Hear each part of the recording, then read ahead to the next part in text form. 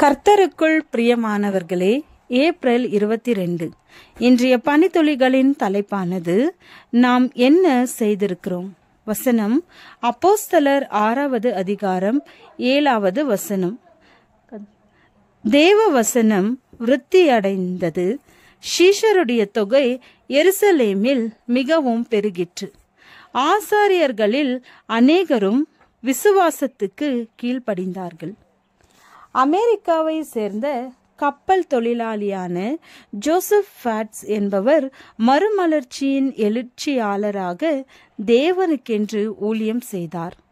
1792 பிறந்த இவர் seventh day advent சபை ஸ்தாபிக்கப்பட ஒரு கருவியாக நிகழ்ந்தார். இவர்தான் ஜேம்ஸ் ஒயிட் மற்றும் எலன்ஜி ஒயிட் தம்பதிகளை 7ஆம் நாள் ஓய்வு நாள் என்பதை ஒப்புக்கொள்ள வைத்தார்.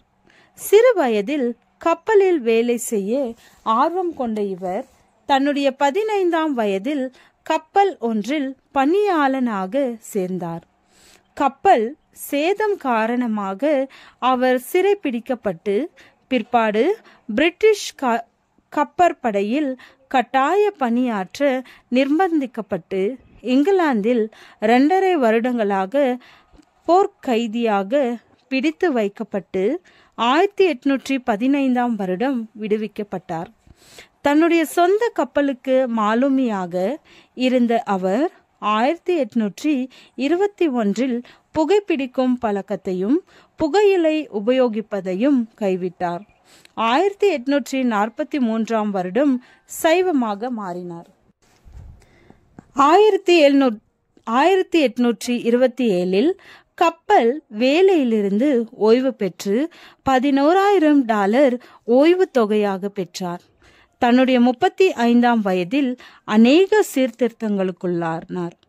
அதில் ஒன்றுதான் இச்சையடைக்கும். 1839ஆம் வருடம் வில்லியம் மில்லருடன் சேர்ந்து சிறந்த போதகராகவும் ஊழியக்காரராகவும் மாறினார். அவருக்கு கிடைத்த எல்லா பணத்தையும் ஊழியத்துக்கென்று ஒப்பு கொடுத்தார்.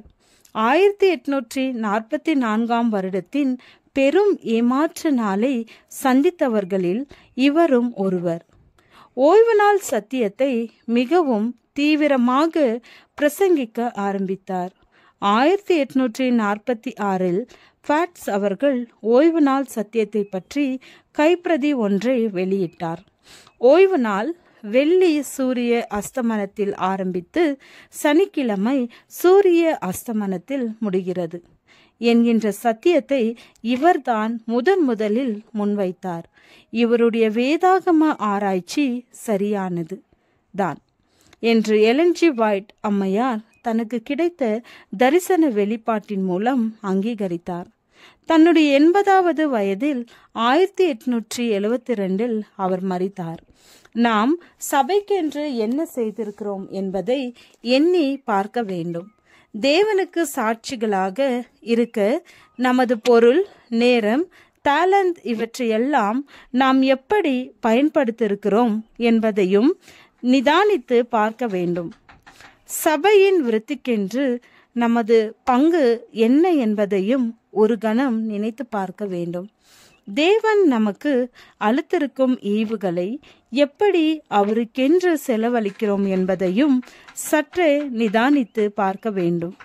முன்னோடிகள் விட்டு சென்ற அடிச்சுவடுகளை நாம் பின்பற்றி நமது சபை வளர்வதற்கு நம்மால் இயன்ற அளவுக்கு உதவிட தேவன் தாமே நமக்கு அருள் செய்வாராக. ஜெபம். பிதாவே, எங்கள் உடல், பொருள், ஆவியை சரியான முறையில் பயன்படுத்தி உமது சபையை வளர்த்திட பலன் தாரும். ஆமேன்.